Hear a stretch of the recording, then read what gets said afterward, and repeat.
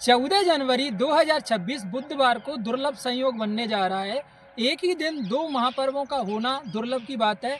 सबसे पहले तो 14 जनवरी 2026 को माघ माह की सटतिला एकादशी का व्रत रखा जाएगा। दूसरे नंबर पर 14 जनवरी 2026 को मकर संक्रांति भी मनाई जाएगी।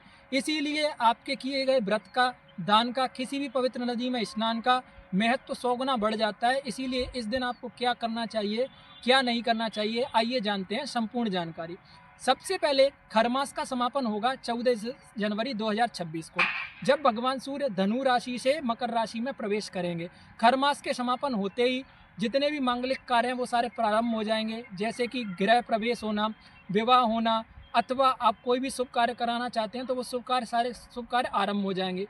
इसी के साथ सटतिला एकादशी का व्रत भी 14 तारीख को पड़ा जा रहा है। सटतिला एकादशी के लिए हमें वर्णन मिलता है कि माघ मासे या एकादशी कृष्ण पक्षे विधीयते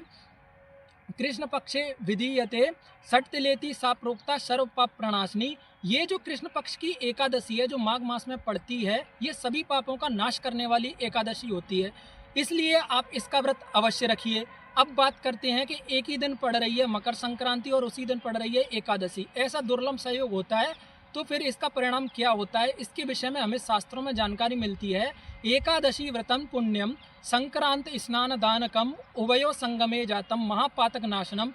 यदि संक्रांति का व्रत और इसी के साथ में एकादशी का व्रत साथ में पड़ जाए तो ये महापातक का नाश करने वाला होता है। इसीलिए इस दिन आपको विशेष रूप से क्या करना चाहिए, सबसे पहले यदि आपके पास में कोई पवित्र नदी है तो आप उस पवित्र नदी में स्नान करना ना भूलें।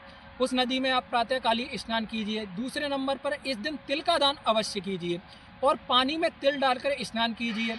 इसी के साथ आप क्या कर सकते हैं, गैया को गुड़ खिलाइए। गुड़ खिलाना गैया को इस दिन सबसे शुभ माना जाता है, इसीलिए आप गैया को गुड़ अवश्य खिलाइए। माघ मास में वैसे भी स्नान करने का महत्व सबसे अधिक है, दान देने का महत्व सबसे अधिक है। इस दिन आपसे जो भी आपकी सामर्थ्य अनुसार दान दिया जाए, आप अपनी सामर्थ्य अनुसार वो दान अवश्य करें। हर हर महादेव।